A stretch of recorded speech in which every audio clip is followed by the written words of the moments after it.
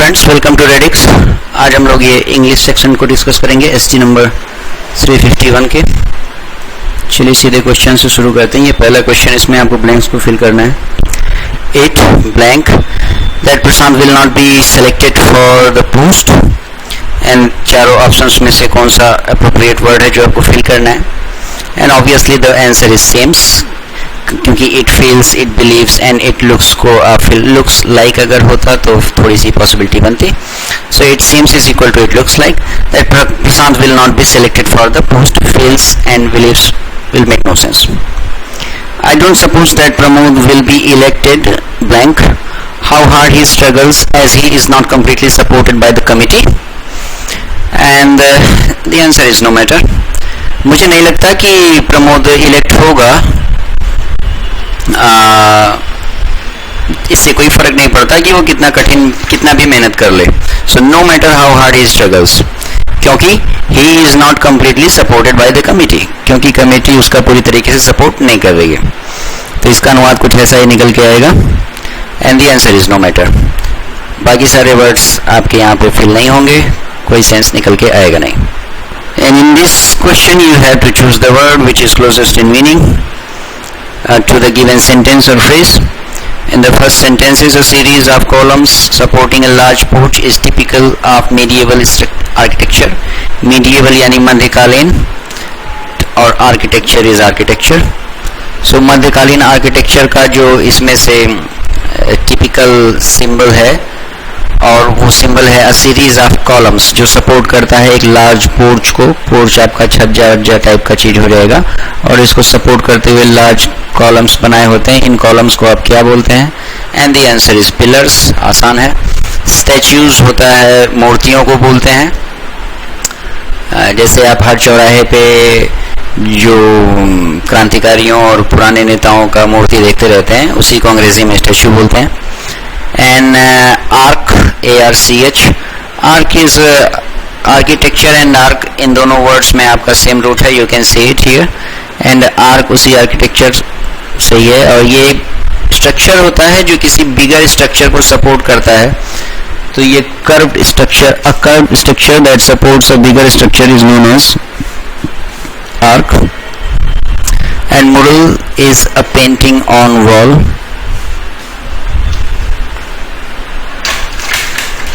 तो ये दीवार पे जो पेंटिंग होती है उसको आप मुरल बोलते हैं। Again it is a typical sign of architecture. पुराने जमाने में आप चित्रकारी और कलाकारी दीवारों पे जो पाते हैं उसी को आप मुरल्स बोलते हैं। And next 79, you have to choose the word which is close in meaning with this fastidious, and the answer is meticulous, because fastidious is equal to a person who is very difficult to please. अभी इसको समझने की जरूरत थोड़ी सी है। difficult to please वो क्यों है? He is difficult to please because that person is very meticulous. अब meticulous वो पर्सन होता है जो paying attention, जो छोटी छोटी बारीक बातों पे भी बहुत ध्यान देता है। To minute details, minute details पे भी जो बहुत ज़्यादा अटेंशन पे करे, ऐसा person is meticulous. You can meticulously read a lesson, यानी कि आपने बहुत बारीकी से उस लेसन का अध्ययन किया। अच्छा, मेटिकुलस लोगों को होना is a good quality, it is a positive quality, meticulous. लेकिन फास्टिडियस जो वर्ड है ये पॉजिटिव वर्ड नहीं है, ये थोड़ा सा नेगेटिव नोशन के साथ है। जैसे कुछ लोग अखबार पढ़ने के बाद उसको ऐसे ही फेंक देते हैं, तो वो लोग मेटिकुलस नहीं है, because they do not pay attention to the minute details, minute things. लेकिन कुछ लोग वही अखबार पढ़ने के बाद उसको जैसे उठाया था वैसे ही तह करके बहुत ही कायदे से, सलीके से रख देते हैं। These people are meticulous. So a fastidious person is obviously very meticulous. वो बहुत ज़्यादा meticulous होता है, छोटी छोटी चीज़ों पे ध्यान देता है। अगर आपने जो सामान जहाँ से उठाया था वहीं नहीं रखा है तो ये fastidious person को गुस्सा आ जाएगा, क्योंकि आपने अपना काम meticulously नहीं किया है। and this person is very meticulous, So he wants things to be very precise and exact as they should be. तो यही आपका आंसर होगा. कुछ लोग कंफ्यूज कर सकते हैं स्ट्रिक्ट के साथ इसको, लेकिन करिएगा नहीं, स्ट्रिक्ट आंसर होगा नहीं. स्ट्रिक्ट होता है सख्त, और स्ट्रिक्ट का सिनोनिम होता है स्ट्रिंजेंट. केयरलेस तो ऑब्वियसली है नहीं. मेटिकुलस का उल्टा है केयरलेस. ठीक है, केयरलेस है बिल्कुल लापरवाह है, और इसका उल्टा है मेटिकुलस, यानी कि बहुत ज्यादा ध्यान देता है छोटी छोटी बातों पे. और इनडिफरेंट का मतलब होता है इम्पैसिव, यानी कि भाव शून्य. कोई फर्क नहीं पड़ता उसको आप कैसा महसूस करते हैं, क्या महसूस करते हैं. आप आफत विपत कहीं भी पड़ जाएं, इम्पैसिव या इनडिफरेंट पर्सन को कोई फर्क नहीं पड़ेगा. ये एक जगह बहुत अच्छे से इस्तेमाल होता है इनडिफरेंट. आपका वन वर्ड सब्स्टिट्यूशन में एक वर्ड पूछता है स्टोइक, और इसका डेफिनेशन होता है indifferent to pain and pleasure, यानी कि संपत्ति और विपत्ति दोनों में वो बिल्कुल घबराता या इतराता नहीं है. ठीक है, कोई उसको फर्क नहीं पड़ता. He is indifferent in both kind of situations, चाहे वो दर्द का स्थिति आ जाए या फिर बहुत खुशी का स्थिति आ जाए. ठीक है, उस पर्सन को आप बोलते हैं स्टोइक. तो ये स्टोइक वर्ड फिलहाल मैंने इसलिए बताया ताकि आपको इनडिफरेंट की मीनिंग समझ में आ जाए. And in this word again you have to choose the opposite of this word, and pernicious is equal to dangerous,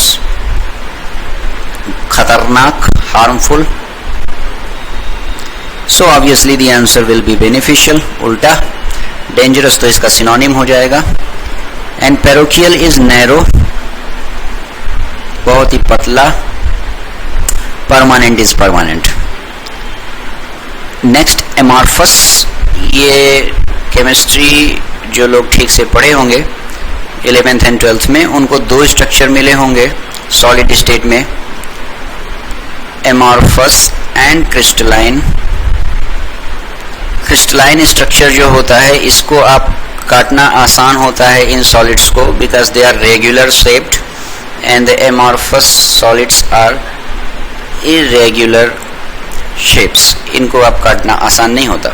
So amorphous and crystalline solids दो तरीके के solids होते हैं. So amorphous is irregular, तो irregular तो इसका synonym हो गया. अब एंटोनिम बताना है तो इसमें से होगा definite, यानी निश्चित पैटर्न वाला, और irregular पैटर्न वाला amorphous, definite पैटर्न वाला crystalline solid. अमोरल आपका आंसर नहीं है, इसका मीनिंग होता है अनैतिक, एंड परफेक्ट मतलब परफेक्ट.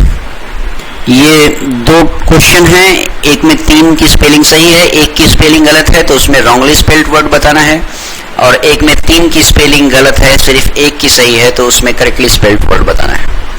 एंड पहले चारों ऑप्शंस हैं transferred, referred, suffered and differed. So the word is differed not deferred. So आपका आंसर हो जाएगा डी. बाकी सबकी स्पेलिंग सही है. ट्रांसफर की स्पेलिंग सही है, सफर की स्पेलिंग सही है, रेफर की स्पेलिंग सही है, डेफर की स्पेलिंग में जो डी ए लिखा था वो गलत है, डी ई होगा, और ये डिफर से बना है. ठीक है, next word is hymn, and इसमें आपको करेक्टली स्पेल्ड वर्ड बताना है. So your answer is hymn, and it is equal to a song, often a religious song.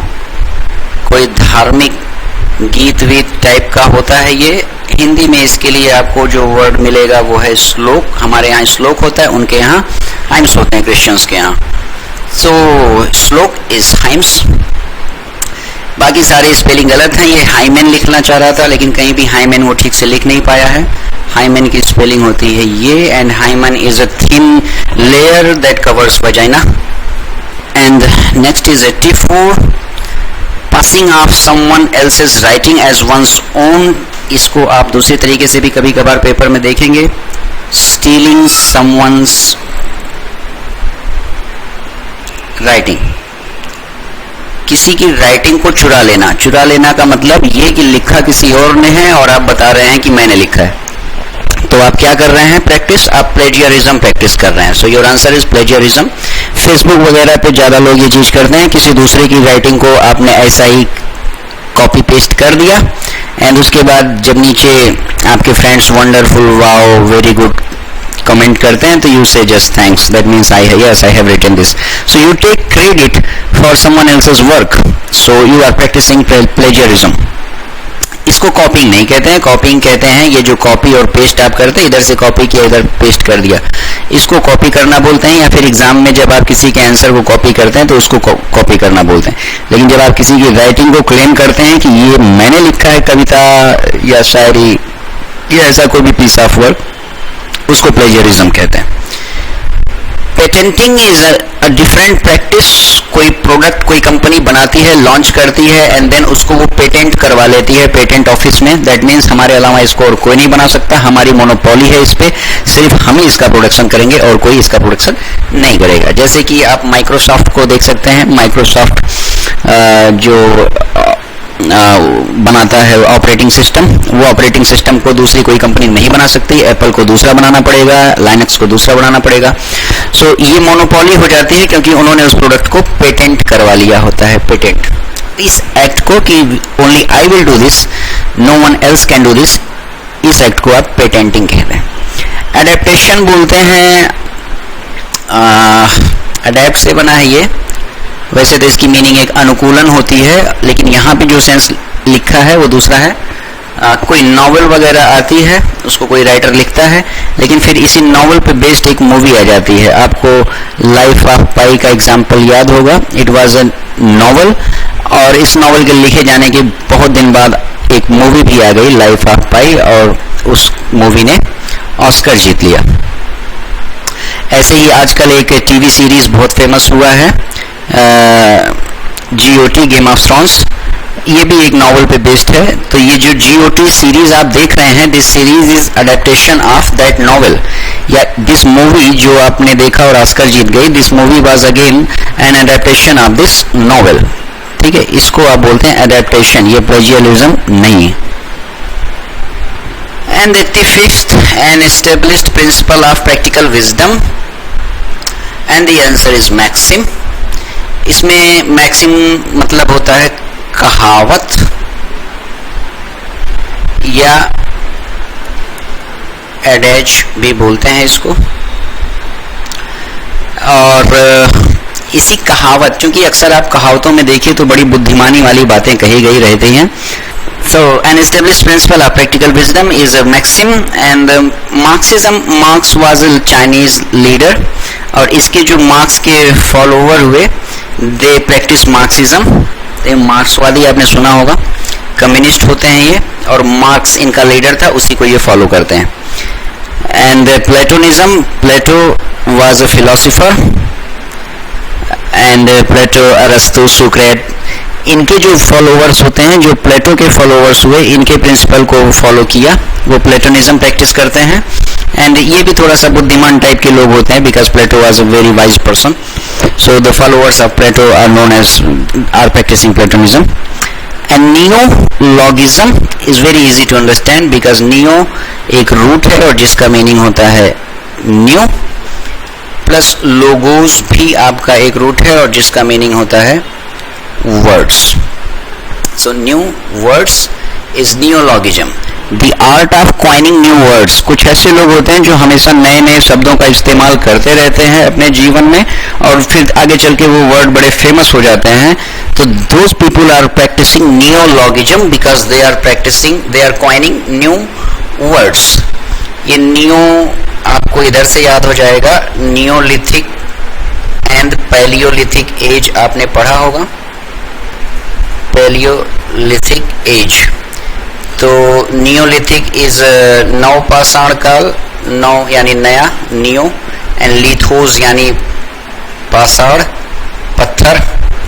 तो नवपाषाण काल नियोलिथिक एज, एंड पूरा पाषाण काल, पूरा यानी पुराना और पाषाण यानी पत्थर. तो neolithic and paleolithic. Paleo is old, पुराना. इधर से एक और वर्ड आपको जानना चाहिए. एक स्टडी होती है paleology, and paleology is the study of fossils. जीवाश्मों का जो अध्ययन करते हैं वो पैलियोलॉजी कहलाता है. And paleo is very old and fossils are obviously very old. So paleology is the study of fossils. But we were discussing this neologism, the art of coining new words. अभी आपने सुना होगा दिव्यांग होने लगे हैं, पहले नहीं हुआ करते थे ये लोग.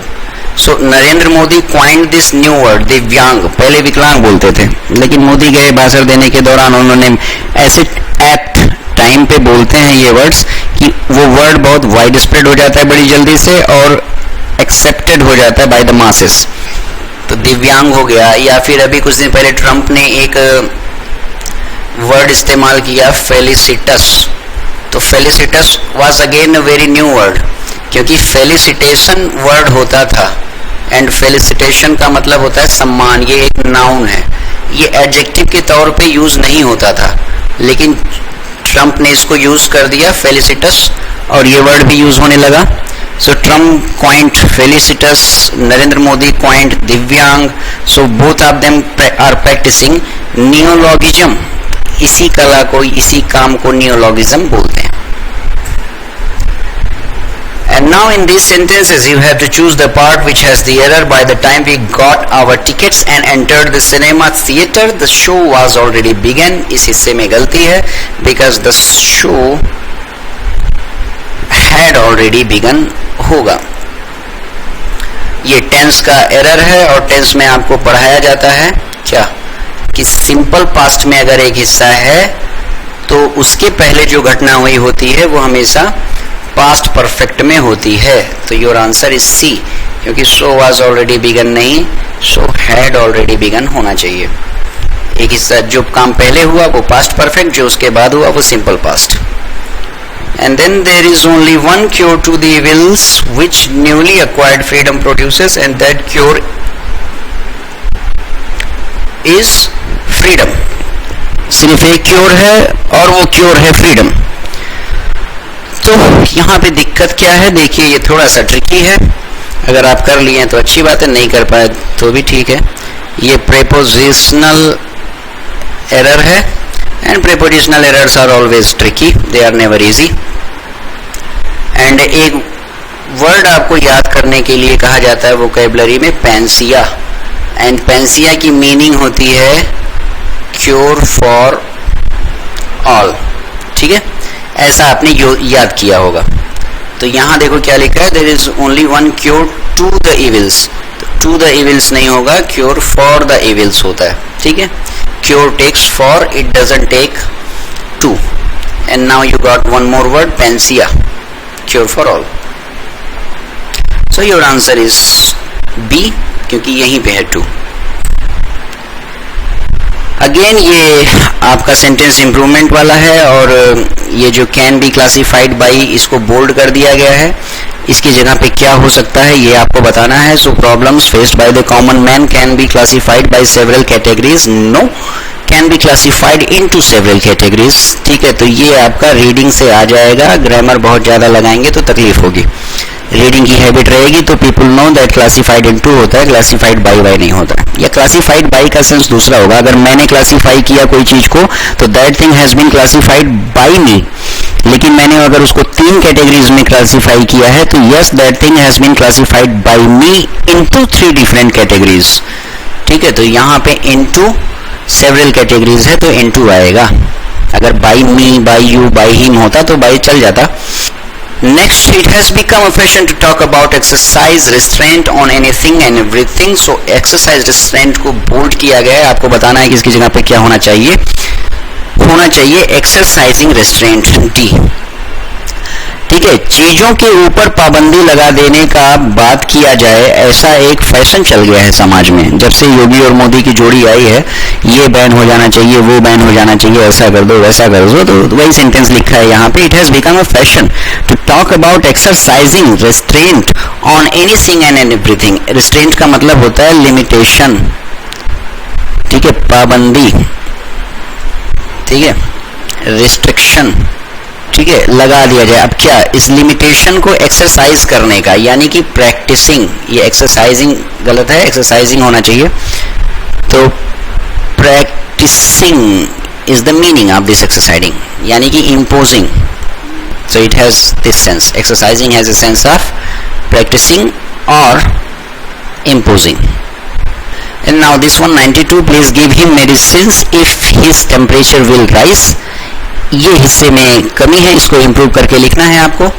और ये बात आपने ग्रामर में क्लास में कायदे से पढ़ा होगा कि if never takes will after it. if वाली बात कभी will के साथ नहीं बनती है, हमेशा इसको आप कैसे बनाते हैं? सिंपल प्रेजेंट में बनाते हैं. तो सिंपल प्रेजेंट में कौन सा बना हुआ है? इफ हिज टेम्परेचर राइजेस, ये वाला. सो सी इज योर आंसर, क्योंकि इफ विल नहीं लेगा, सिंपल प्रेजेंट में बनेगा. So if his temperature will rise के बजाय इफ हिज टेम्परेचर राइजेस लिखिए.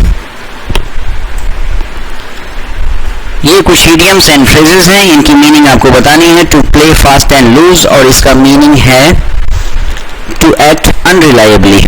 यानी कि अगर कोई बंदा है and he often plays sometimes fast sometimes loose, कुछ बार तो बड़ा अच्छा खेलेगा, कुछ बार जैसे कि वीरेंद्र सहवाग की बैटिंग ही थी तो बढ़िया बैटिंग करता था, रन वन बनाता था, फास्ट खेलता था, बट समटाइम्स सिर्फ आउट होने के लिए आता था पहली दूसरी बॉल पे. तो जब भी कोई स्कोर चेज करना हो तो ठीक है, आप उसके ऊपर रिलाई तो नहीं कर सकते थे. ही कैन प्ले फास्ट और he can play not that fast. So Sehwag played fast and loose at occasions, so he was not very reliable. So when you act fast, when you play fast and loose at occasions, that means you are acting in an unreliable way. No one, you are not to be trusted by people. On the other hand, Rahul Dravid was Mr. Dependable. He never played fast and loose. He always played steady. That means he could have been relied upon. And the next 94, in the nick of time, and most of you must have got the answer, and the answer is at the exact time, at the nick of the time, ठीक उसी समय पे at the exact time. बाकी आपके answer है नहीं. This one was easy and you can guess. To keep the pot, ऐसा कोई pot आप इमेजिन करिए और इस pot में आप कुछ भी रख दीजिए, खीर वगैरह, और इसके नीचे आप आग जला दीजिए, फायर. और इस फायर के ऊपर आपने इस pot को रखा है ताकि ये पॉट गर्म रहे काफी देर तक. ये फोटो मैंने सिर्फ इसलिए बनाया ताकि आपको थोड़ा सा याद रहे कि आग के ऊपर पॉट रखने वाली बात आप याद रखिए, तो उससे मीनिंग याद रहेगी. तो आग के ऊपर आप पॉट रखते हैं क्यों? ताकि वो पॉट गर्म रहे. ऐसे ही किसी मुद्दे को, किसी मसले को, किसी कंट्रोवर्सी को अलाइव रखना, जिंदा रखना, गर्म रखना, यही मीनिंग होती है टू कीप द पॉट की. And your answer is keep the controversy alive. कोई मसला फंसा हुआ है, आप उसको शांत नहीं होने दे रहे हैं. You are just keeping the pot hot. तो आप पॉट को हॉट रखते हैं, तो you keep the controversy alive. And now here we have the passage.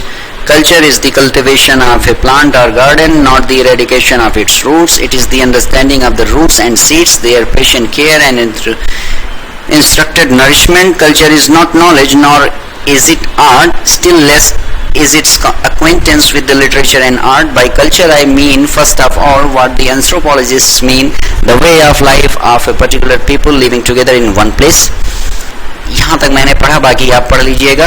ST देने के दौरान भी आपने इसको पढ़ा ही होगा. So now let's look at the answers. The first question is the writer uses the term culture to refer to, and the answer is the way of particular people living together in one place, and here you have got the answer.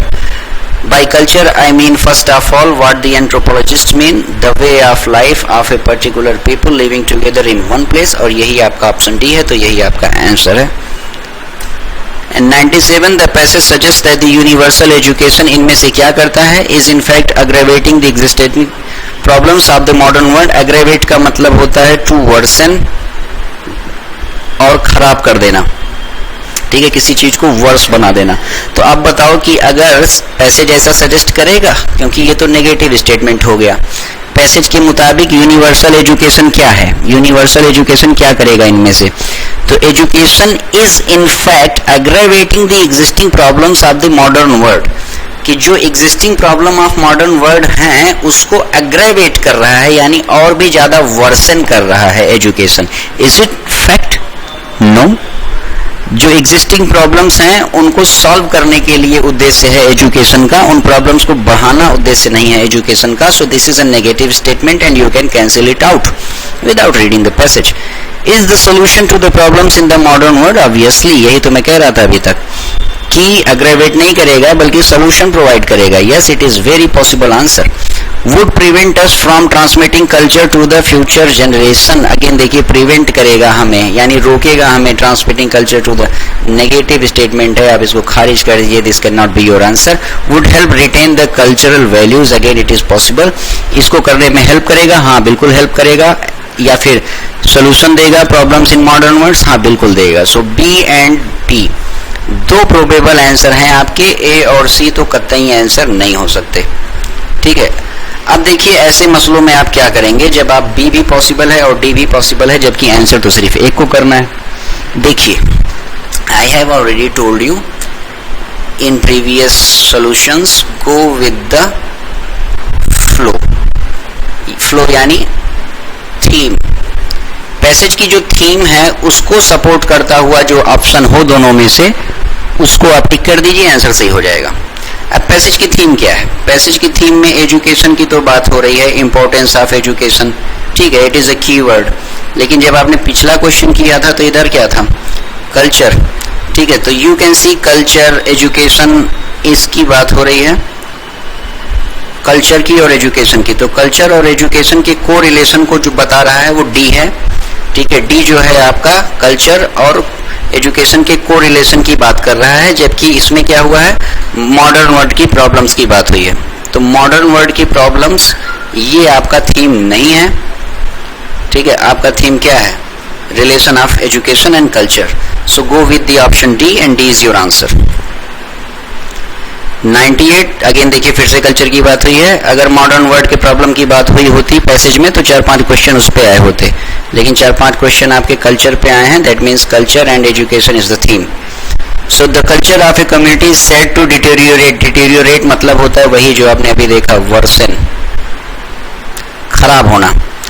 तो culture of a community is said to deteriorate when, खराब हो जाता है culture जब there is a fall in its educational standard. obviously अगर ऐसा होगा तो अगर एजुकेशनल स्टैंडर्ड में फॉल आएगा तो आपका कल्चर ऑफ कम्युनिटी डिटेरियोरेट होगा ही होगा. The family life fails to play its part. ये भी सही बात है. अगर आपकी परिवार और परिवार वाले फेल होते हैं अपना रोल अदा करने में तो आपका कम्युनिटी का कल्चर डिटेरियोरेट होगा, कल्चर धीरे धीरे ह्रास होगा, खराब होगा. देयर इज यूनिवर्सल एजुकेशन, बिल्कुल गलत बात है. The culture of a community is said to deteriorate when there is a universal education. अगर यूनिवर्सल एजुकेशन होगा तो कल्चर खराब हो जाएगा ना, ये तो गलत बात है. Would help retain the cultural values. Deteriorate when would help retain the cultural values. Nonsense statement है, डजंट मेक एनी सेंस. आपका इसके साथ कोई सेंस. फिर से आप फंस गए. ए और बी दोनों बहुत ही ज़्यादा प्रोबेबल ऑप्शंस हैं, तो आप कौन सा टिक करेंगे? ऐसे मसलों में देखिए एजुकेशनल स्टैंडर्ड के साथ जाएंगे. अगर एजुकेशनल स्टैंडर्ड में गिरावट आती है तो कम्युनिटी का कल्चर डिटेरियोरेट होता है. ठीक है, और the family life fails to play its part तो भी डिटेरियोरेट होता है. और फैमिली लाइफ को आप ये मत सोचिएगा कि इसमें कल्चर वगैरह की बात नहीं है. Family life indicates towards culture. So यहाँ पे देखिए, hence when family life fails to play its part we must expect our culture to deteriorate. ये पैसेज से डायरेक्ट आंसर आएगा चूंकि मेंशन्ड है, इसलिए your answer will be B. ठीक है, इसमें अगर आप गेस करेंगे ए और बी के बीच में तो that is very difficult and not easy. आप सही भी हो सकते हैं, गलत भी हो सकते हैं, 50-50 चांस है. इसीलिए मैं ये मेथड को रिस्क मेथड बोलता हूँ कि अगर आप पैसेज नहीं पढ़ेंगे तो भी आप या तो ए आंसर करेंगे या तो बी आंसर करेंगे. आप सही भी हो सकते हैं, आप गलत भी हो सकते हैं. That is the risk. लेकिन अगर पैसेज पे आप नजर डालेंगे तो you can see the answer here directly. 99 the culture of a community is transmitted. कैसे ट्रांसमिट होता है भाई? More by school than family, more by family than school, equally by both, by the peer group. देखिए ये statement को आप बिल्कुल neglect कर सकते हैं, क्योंकि बचपन से आज तक आपको सैकड़ों बार पढ़ाया गया होगा कि किसी भी छात्र या बाल्य का पहला विद्यालय उसका परिवार ही होता है, और परिवार में इंसान ज्यादा कल्चर, वैल्यूज, मोरल सीखता है। स्कूल में तो किताबी बातें होती हैं बस। So more by school than family ये नेगेटिव स्टेटमेंट है, ये general facts and common known facts के अगेंस्ट में जा रहा है। So that can not be the truth and it is, कोई भी इसको खारिज कर सकता है। More by family than school, इसको ज्यादा लोग सपोर्ट करेंगे एंड इट इज ट्रूथ। और अगर ये ट्रू हो गया तो इक्वली बाय बोथ पॉसिबल नहीं है। जब आपने एक को ज्यादा बता दिया तो दोनों को इक्वल कैसे आप कंसीडर कर सकते हैं, कभी मत करिए।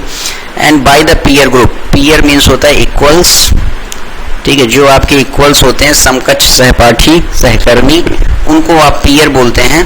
जैसे सचिन तेंदुलकर के पीयर हो गए वीरेंद्र सहवाग एंड सौरभ गांगुली वगैरह, they are the peers of Sachin Tendulkar, they are the equals of Sachin Tendulkar, उनके समकक्ष हैं।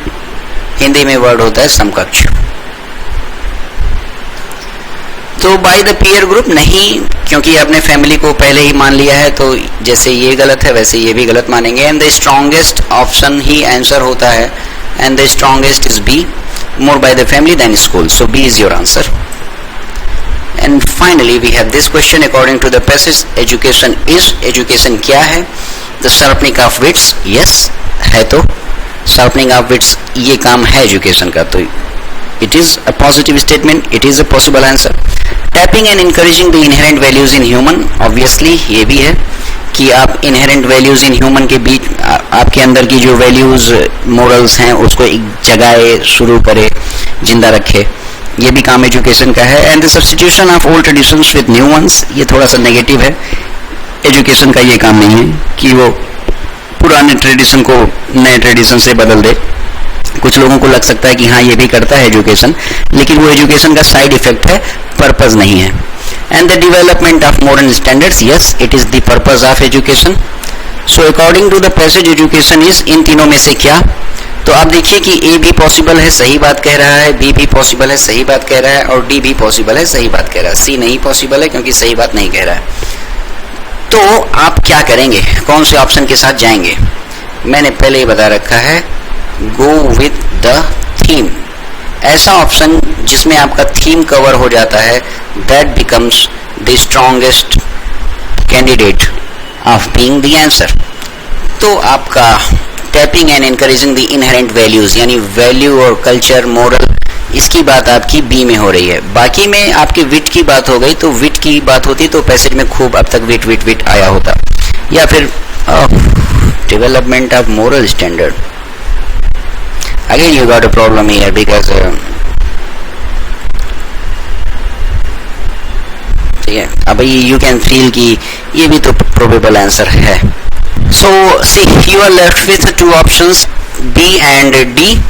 So out of B and D you should go with B because B option is very deep, it goes with the theme। पहली बात तो theme को support कर रहा है इसलिए वो है, और D भी आपका theme को support कर रहा है, लेकिन वो आपका एक स्पेसिफिक आइडिया हो गया, और जो बी स्टेटमेंट है उसमें आपका डी ऑलरेडी इनहेरिटेड है, ठीक है।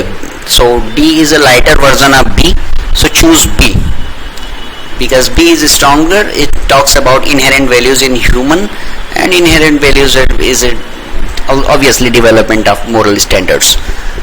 And development of moral standard कुछ लोग का नहीं भी हो पाता है after taking the education, but their inherent value is obviously encouraged and tapped by the education. So go with the option B. B is your answer. So that's all for today, and I hope that I have been able to explain things inherited in this passage.